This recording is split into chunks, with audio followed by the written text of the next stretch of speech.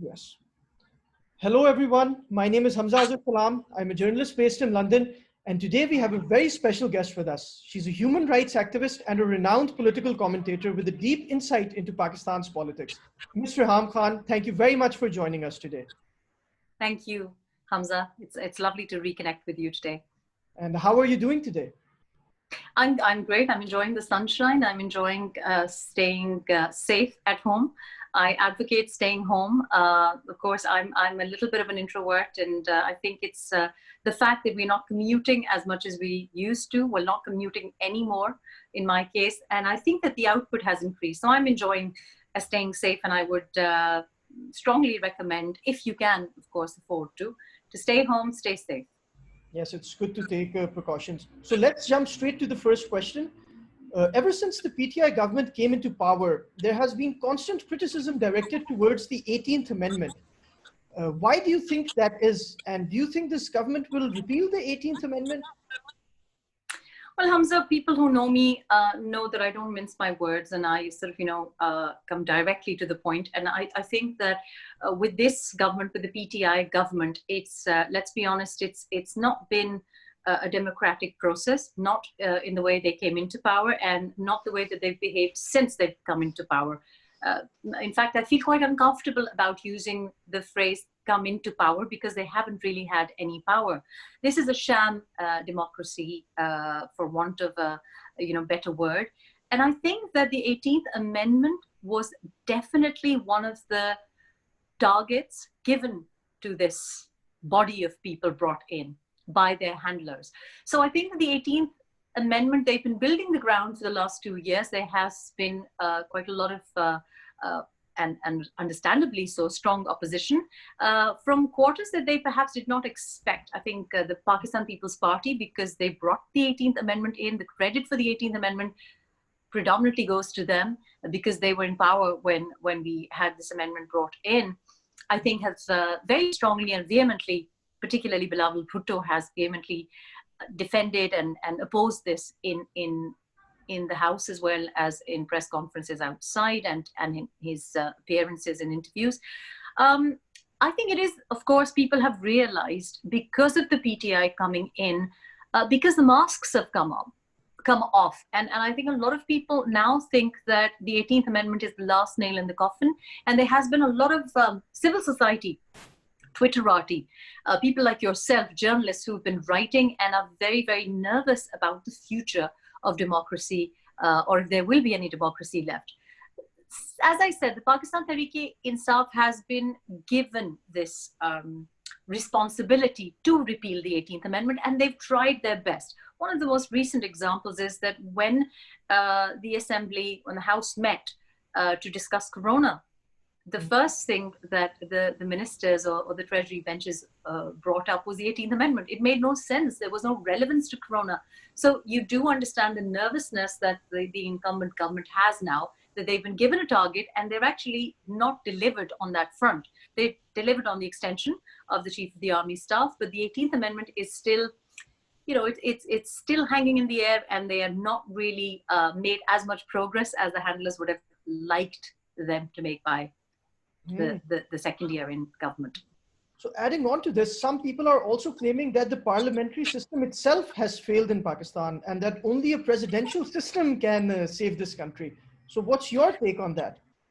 The same people who have brought this propaganda for the last 70 years and more, that everything that is wrong with Pakistan has to do with the politicians, and the democracy and democratic years have been the main problem. It's the politicians who are corrupt. It's the politicians who are incompetent. It is them with the bureaucracy that is responsible for everything that's wrong with Pakistan, with the downfall of the system. So I think it's just an extension of the same propaganda. The people who want more power, and let's be very, very clear who these people are. It's the military establishment who want a larger share of whatever power is sort of, not in their hands as of yet. They want a parliamentary system to fail. They want to malign the parliamentary system. They want to get rid of democracy as we know it. And so this is just an extension of that wish list. And so this is on top of their Christmas list to get a presidential system in. And really, I mean, a presidential system is look across the world. Look at Turkey, for example. Every time they say power corrupts and corrupts absolutely, but the urge to get absolute power, the lust for power is you know, the appetite is insatiable. So I think that now, because they're not entirely happy with the parliamentary system giving them, I think, over 80-90% control, they want complete control, and the natural progression would be to get rid of the parliamentary system, say that this is the problem. Let's bring in a new system. A presidential system in simple plain English means direct powers, and it's a dictatorial setup. This is what's happened in other countries. I've given you the example of Turkey. So really the fascism that we've seen, the control that we see being used on media houses, on print, and even social media, on political opponents, that it's just an extension where you just want complete and utter sort of, you know, a shutdown, a lockdown, and you have one person, so to speak, or one authority controlling everything. So I think it's just, it's part of the propaganda, and I think people are not that keen to lap it up anymore. I think people have become quite savvy now. But do you think they'll succeed in repealing the 18th Amendment and imposing a presidential system in Pakistan?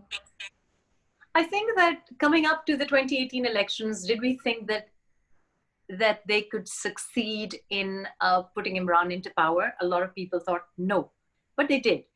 Did we think that the outcome of the Panama Papers would be that a elected prime minister thrice in power with a heavy mandate could be disqualified? But they did. Did we think that the Senate Sanjarani, as we like to call it, the Balochistan manipulation, did we think that was possible? But they did. So, you know, anything is possible in Pakistan. The power center, that is the problem with Pakistan, that there have been no checks. There has been no accountability.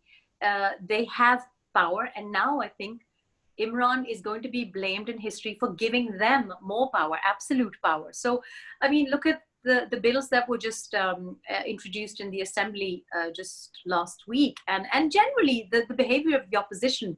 I think that part of the problem is not the fact that the GHQ holds so much power and wants more power.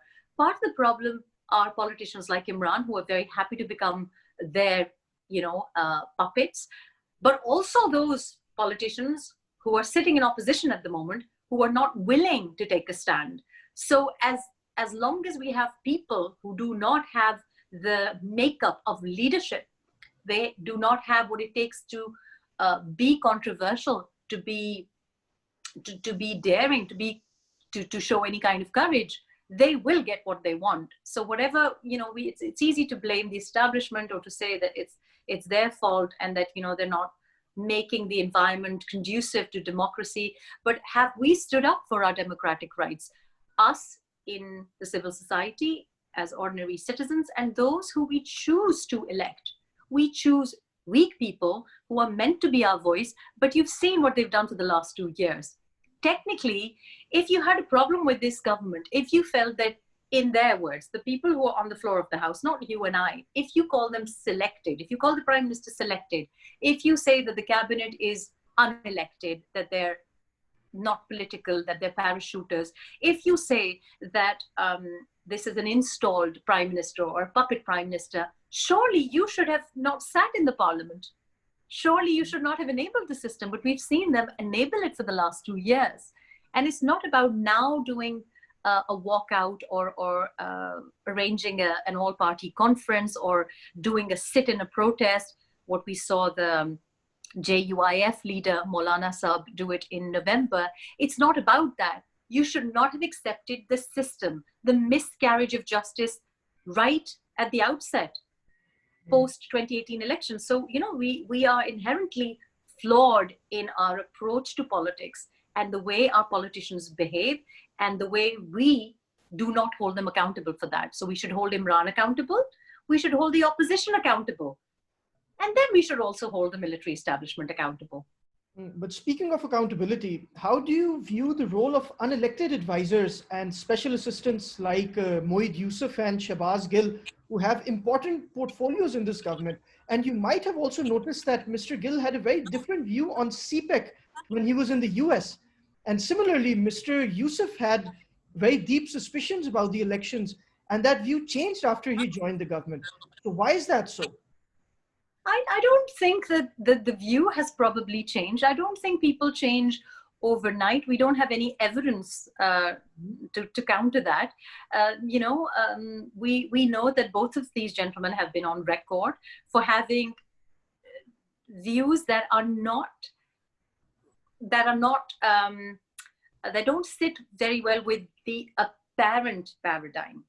The story, the rhetoric that is sold to us that we are pro CPEC, that we are, China is our all-weather friend, that the fact that, we are strongly sort of focusing on this Chinese-Pakistan economic corridor, and that, we are great friends. Although the narrative is that, but, it's not very convincing when the chief spokesperson of the government, Shahbaz Gill, is very open about his views. This was not something that he can change overnight. He, in his words, thinks that the Chinese culture isn't compatible with Pakistanis. He seems to suggest that the US culture is far more compatible. He was hinting at the so-called communism and the fascism and the closed society that the Chinese culture is reputed to be. So he's obviously and clearly pro-US. He obviously has a green card. He's come from there. I don't have a problem with them and their dual nationality. I don't have a problem with even technocrats. I do think that people should be elected. I think that they should be, there should be some sort of, democratic process in getting them there. I think that it is unfair to have these people fly in and fly out. It's completely unfair to those who are elected. If they have foreign passports, can they be held accountable after the government is over if they fly back to their countries? When have they been accountable? We've had several. I mean, I can think of so many examples where people have come in as, say, technocrats, not yours and my definition of technocrats as such. But you see, this has happened all the time. We've had Shaukat Aziz fly in. We've had lots of other examples. I think it's unfair to only criticize the PTI government. I think it's just been a little bit more blatant. And the fact that their narrative on record, you see, Moeed Yusuf, for example, Shahbaz Gill might not have that much influence, but Moeed Yusuf is considered an authority on certain subjects, has been for the last 6 years, and had a very strong tilt, which was anti-Lashkar-e-Taiba. We've seen his comments on record about Mumbai attacks. So unless he's one of our politicians who keeps sort of changing the narrative, and we have many like that, we have Sheikh Rashid, of course, we never know from one government to another which sides they're playing on. But I think with Moeed Yusuf particularly, I mean, I found this uncomfortable that we were looking at some pictures this morning on social media where he's sitting for a briefing about Kashmir. And I thought that if you or I had made those comments, we would have been branded anti-state. We would have been branded, given certifications of being a traitor and being on Indian agenda, had we so much as uttered words similar to, I think we should look into the Mumbai attacks. We cannot dare to even think like that. And you remember the former Prime Minister, Mian Nawaz Sharif, getting quite a lot of flack for exactly that. In fact, he didn't even say that. He just was being a little bit friendly, but his friendliness was... They made Cyril Almeida, a journalist for Dawn, they called him a traitor. There were treason proceedings against him in the Lahore High Court for doing a story. Calls for Article 6. And so we have a gentleman who's Moeed Yusuf, and he's a lovely man. I've met him personally, but I've only seen him during my journalism career in Pakistan talking about what is wrong with Pakistan and how democracy doesn't exist and how we should have a long, hard look at how the militant financing or the terrorist financing goes ahead. So for him to, he's part of the think tank that does this, and now he's been flown in. And maybe I think we cannot sort of, maybe he is, I'm sure that he is has great intentions, well intentions, and his thoughts and his views and his ideology, I think, should be allowed. But what I'm saying is, it's unfair that you and I are not allowed to have that, or the Nawaz Sharif is not allowed to have those views, or Cyril Almeida is not allowed to have those views, or Abbas Nasir Saab, a huge journalistic voice. And we've had so many other journalists who've been taken off telly, and then they complain about us sitting overseas. We have no choice but to do that. It's infuriating for us to see people like Moeed Yusuf and Shehbaz Gill sitting in on posts like special advisors and spokespersons, and we think, well, that's not fair. So we don't have anything personally against them. We're not after their blood. We just think that it's unfair that you hand out these certifications of treason and being on Indian agenda, or being on the MI6 or the CIA agenda, when we've actually had no links. We've not been part of any think tanks. We've not been teaching those subjects. I mean, I have read some of the writings of Shehbaz Gill, which is sort of, part of his, I think it's part of the thesis that I came across. This is part of the record. But again, could I dare say those things? And again, this is true for Imran also, when he went into the US and not only claimed responsibility for creating the Taliban, but creating the Al-Qaeda. That nobody has said before. You see, if you and I say that as journalists, we would be in deep trouble. We already are. I cannot sit on an Indian television channel and speak about Kashmiri rights, because my presence on an Indian channel is enough to give me the certification of a traitor. But the Prime Minister of Pakistan can go on an official visit, be interviewed, and out of nowhere give you this information that, by the way, Al-Qaeda was created by us. It wasn't the question. That wasn't the question that was posed to him. So I think this sort of favoritism, or sort of, the Ladla concept, this liberty isn't given to anyone else. We can't sit on TV and say that on a breakfast show, for example. We can't say that on YouTube. We cannot raise things that are in the public interest without severe repercussions. But these people can have very, very anti-state views and then get special advisory roles, or indeed sit on the Prime Minister's chair. That is a huge concern. Yes. So let's talk about CPEC. It's considered to be a game changer. But when the PTI government came into power, several ministers claimed that CPEC would be renegotiated. But after that, we saw General Asim Bajwa. He was made the head of the CPEC authority. And it seems now that the CPEC has fallen out of the domain of the civilian government. So do you think that this PTI government can take CPEC projects forward?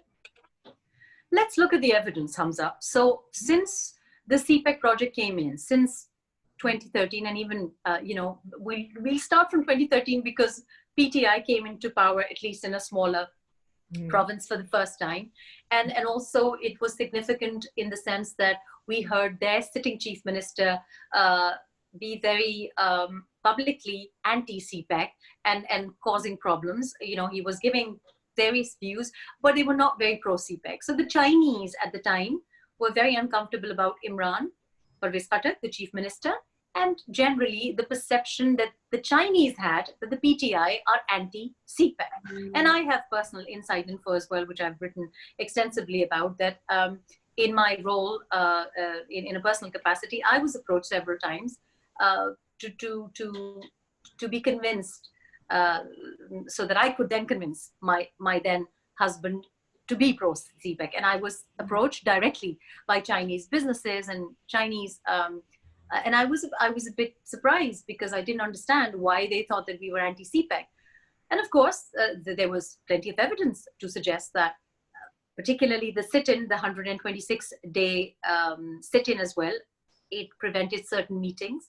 It was considered to be something that the Chinese did not think was conducive environment. Obviously, if the government is unstable, or if the country is unstable, if there's any sort of niggling factor, this will delay things. So if you look at the CPEC as a business project, and you think that they've invested quite a lot of equity. We were told that, the Americans were very nervous at the beginning of 2014, 2015. And I could see American outlets getting very nervous about this investment by the Chinese, the largest investment ever by a foreign power in Pakistan. And this was across their media outlets.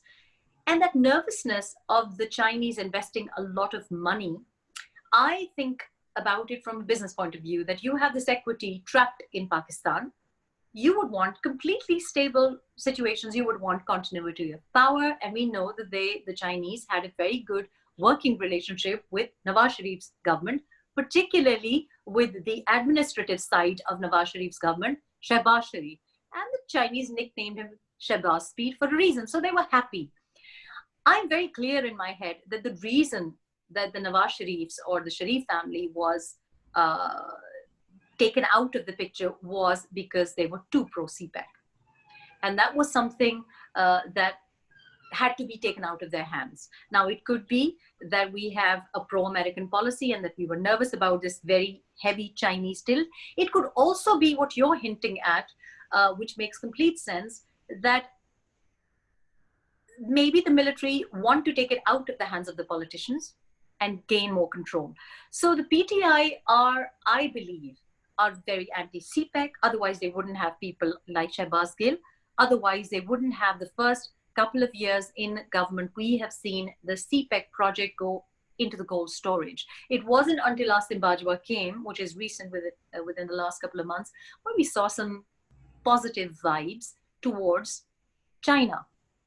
And everything that we've seen so far with Imran's personal interaction or his spokespersons have been very warm towards the US. And, there have been incidents where meetings between Trump and Imran have been very cozy. And, these things are important because you're sending out a certain message. I think, to be cynical, I find it very difficult to understand why you can have Shehbaz Gill as well as Asim Bajwa in the same cabinet. I find it very difficult to understand that with very diverse views. Now it could be one of two things. Either Asim Bajwa is agreeing with Shehbaz Gill now, or Shehbaz Gill is agreeing with Asim Bajwa. Looking at Asim Bajwa's background, he has always been the PR guy. He is, to his credit, a really good PR guy. He makes wonderful songs, films, TVs, shows. He played a critical role in building the profile of an unknown general in his own capacity. General Raheel Sharif was known because of his family, but to be made into a hero, the PR, I think the credit entirely goes to Asim Bajwa. And so he's very good at that. Now, the problem with PR is, as we know, that sometimes a product isn't that good and you have really great PR. So I'm encouraged by Asim Bajwa's timeline. I hope that they balance their relationship with China, because CPEC is very important. But so far, what I've seen Pakistan deep state do towards the CPEC is that it has been a game changer, but the game change has been get rid of the Nawaz Sharifs, get rid of the Shehbaz Sharifs. That's been the game change. So the game changer needs to be something that changes the game for Pakistan's stable and secure position in the region. That we haven't seen. So it is a game changer, but not the way we thought it would be, or not the way the Chinese thought it would be. And I think we'll have to wait and see. So far, not a lot of encouraging signs. But we have a very experienced foreign minister as well, Shah Mahmood Qureshi. He served in the PPP government as well. And he has his own personal relationships with several diplomats and several people across the world. So how do you view this government's foreign policy initiatives? Are you impressed by whatever they've done in that realm? Well, first of all, I don't know what foreign policy initiatives they've taken. So I can't really comment whether this government, and I don't mean about authority and power. I mean that I can't think of any foreign policy initiative that they've taken so far. I have seen General Bajwa, Qamar Bajwa, do a lot of foreign visits, whether it's Afghanistan or it's Iran or what have you. But the foreign policy initiative, of this government has been, I don't see anything so They're far. trying to broker I might have missed it. And they're Shah trying to Mahmood broker Qureshi, peace in Afghanistan. I think, do you give them some credit for that?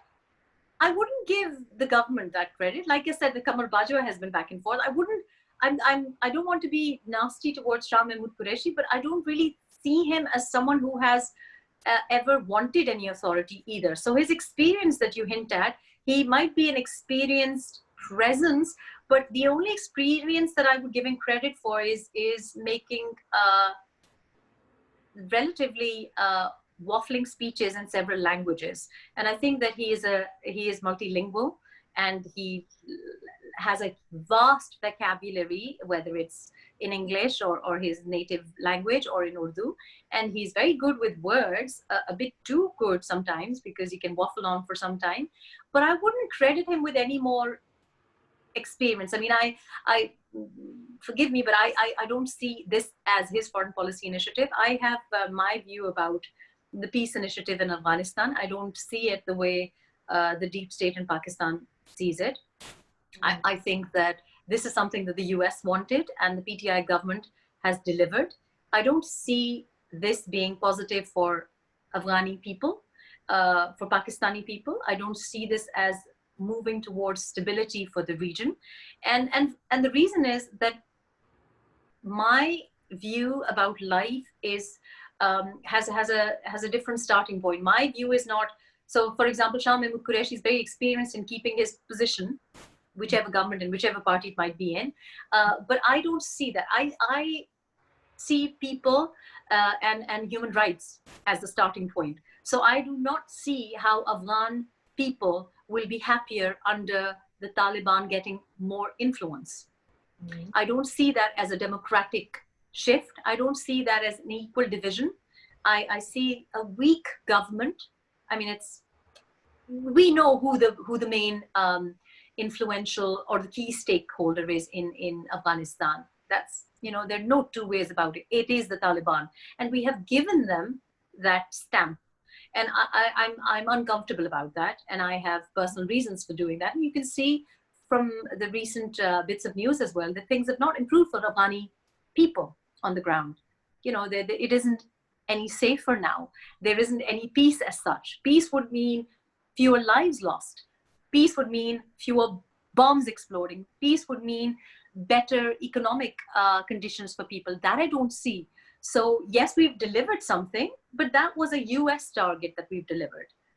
Whether it is the region's target or should be the region's target, I'm not happy about. That's my personal opinion. I think our Afghan policy needs to be revisited.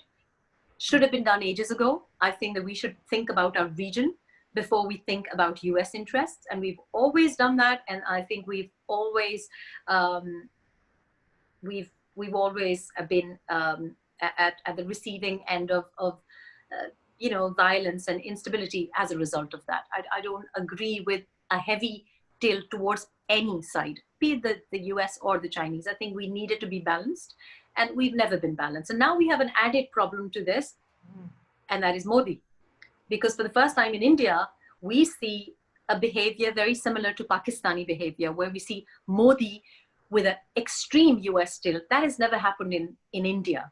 In fact, the former Prime Minister Indira Gandhi was hated, despised in the US because of her refusal to tilt heavily towards any side. Her neutrality was the reason she was disliked by the US. So I see that as an additional problem, that we have an extreme US tilt now in India as well. And that's not going to be very great for our foreign or for our regional peace and stability. I don't really see, for example, let's think about Kashmir. I mean, it would be funny if it wasn't tragic what they've done with this song being produced, and about Article 370 being revoked. Our lack of lobbying or lack of voice for the Kashmiri people has been so painfully obvious. It's been humiliating, I think, for Kashmiris. It's been embarrassing for us as Pakistanis.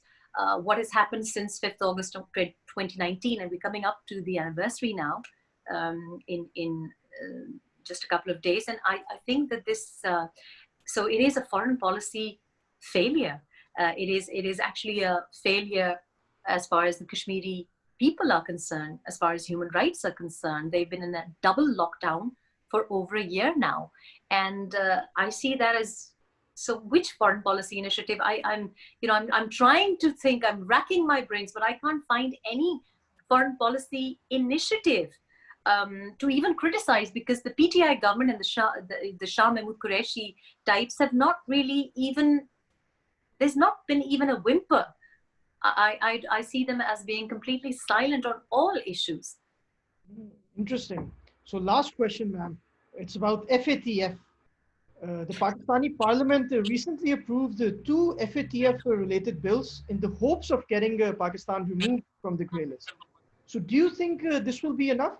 And also, do you have any comments on the ease with which opposition parties supported the government in passing these bills?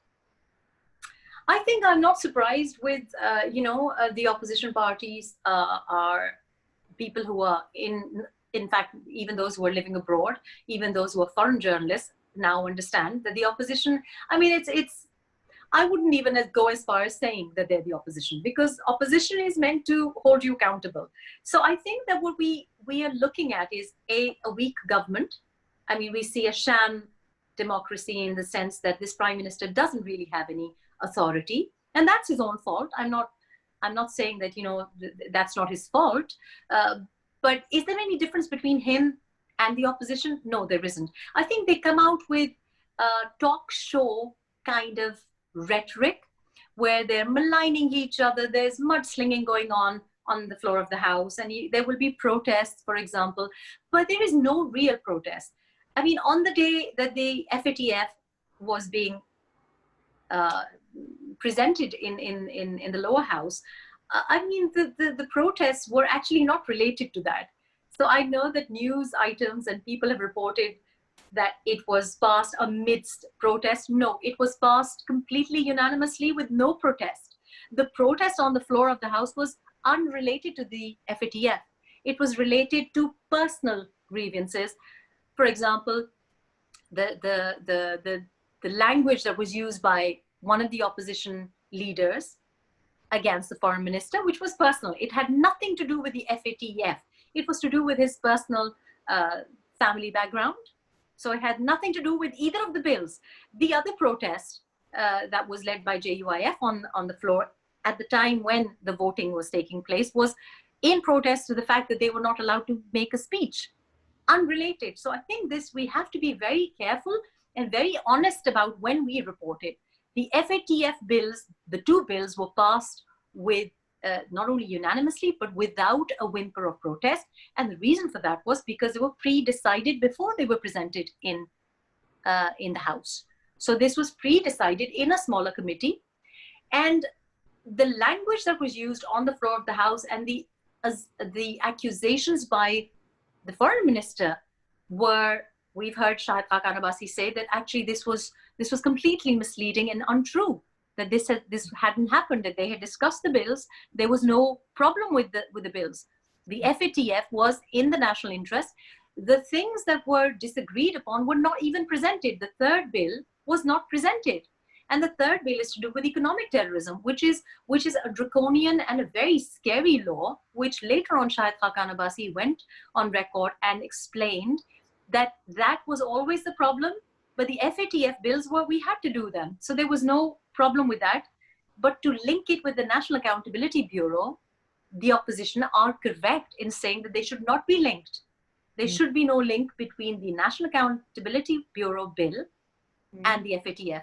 The reason being that the National Accountability Bureau has now, not only the opposition says that it's being used for political victimization, but the Supreme Court has made severe reservations about the role of the National Accountability Bureau. And the case that I'm referring to is the Khwaja Saad Rafiq and his brother's case. And the Supreme Court is, so that the highest authority, judicial authority, is raising concerns about the role of the National Accountability Bureau. But I think that generally speaking, I think the opposition there is no opposition because they know, for example, that post-Eid, they will all be back behind bars. I think Shehbaz Sharif understands that. Hamza Shehbaz has already been there. People have forgotten about him. The opposition parties know that they are going to be blackmailed and bullied. And I don't admire that, the stance that you should behave even better. But I think that they've missed the boat already. I think that they should have protested a long time ago. As I said, and I repeat, that at the beginning of this sham government, they should have protested against the rigging of the mandate and should have not been part of the parliament. I think people can make a difference if they stand up for what they believe in. And I do find that people who are in the house at the moment, the lower house and the upper house, that very few people, they are in a minority who think that they should stand up for democracy. I think that the opposition also does not believe in democracy. They use it to further their personal interests, but they're not interested in the democracy or the democratic tradition that you and I aspire to. They have a different definition of democracy. For them, democracy means we should be in power. For you and I, democracy means this is wrong, get it corrected. You know, with these FATF bills as well, this is just, you know, lip service, ticking the boxes. The problems run way deeper in Pakistan. But will this work? Will these legislative efforts, will they work and help Pakistan get out of the grey list? The only thing that will help Pakistan is honesty. And I don't think that we are capable of that at the moment. You see, the FATF bill has given you some targets and you have passed the bill. But if you run through them, it's actually not, are you going to really freeze? What does the FATF want? It says, will you freeze assets of those people who we think are connected to militants? No, it's not going to likely to do that. You know, it's going to be a little bit of an eyewash again. And so if you were, you see, do we need the FATF to tell us how to put our house in order? No. Do we need the United Nations Security Council to tell us? I mean, when you have to look at the background, the history of the FATF and the United Nations Security Council as well, I mean, really, we should understand why we need to clean up our house, you know? We should not just clean up the house because someone is going to come in for an inspection. And I think that our attitude in Pakistan has been brushing things under the carpet, shoving things under the couch, so that somebody comes in to inspect and we say we hide everything. But the dirt is there. We've got to clean up under the carpet. We've got to clean up under the couch. And that, I think, we're not prepared to do that because we have interests attached to those people who the United Nations might have a problem with, who the FATF might have a problem with, which is why the opposition parties are concerned about the rule changes in the other bills that they are opposing. For example, economic terrorism, because I think it will be used as a tool for further political victimization, and it might even extend. That is what is the main concern. It may extend, or at least the government is advocating that it should extend to the business community. And you see, these things are not going to improve anything.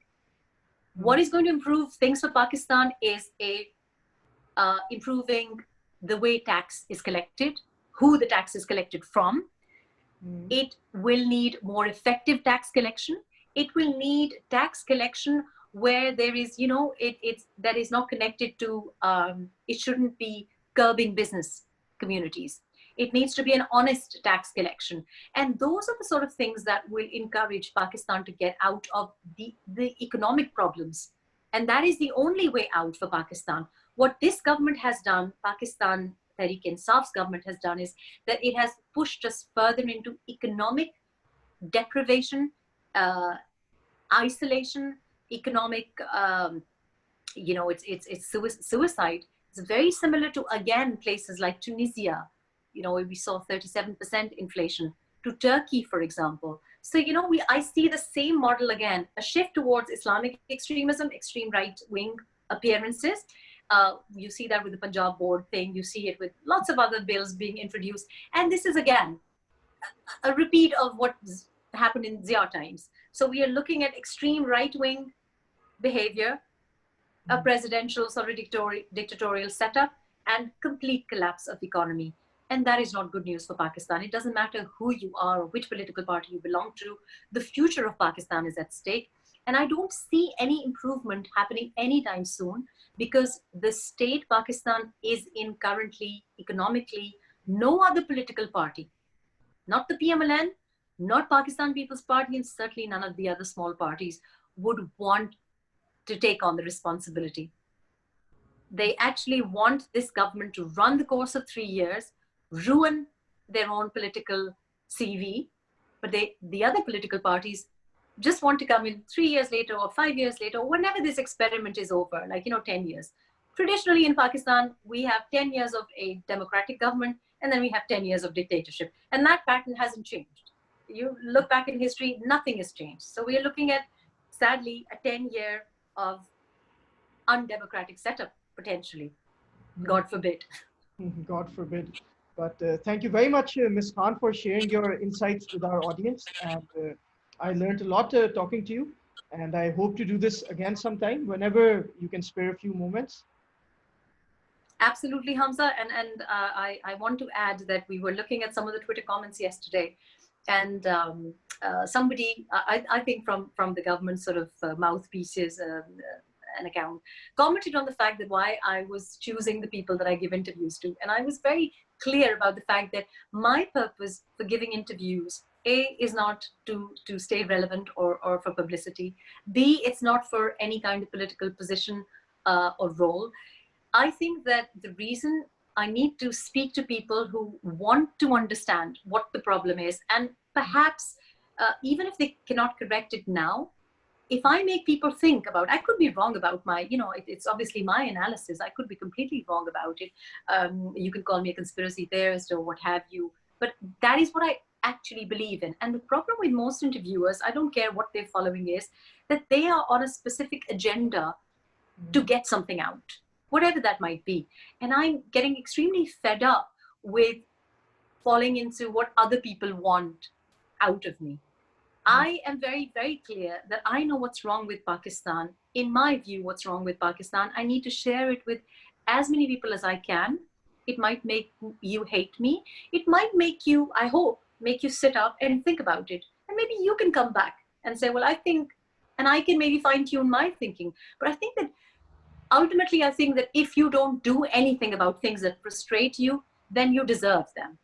And if you can contribute in any way in highlighting issues which we believe are in the public interest, then I think that's the only hope for maybe not change in the immediate few years, maybe in 20 years, but at least we've documented that this is what we were saying back in 2020. And that's all that I think matters to me.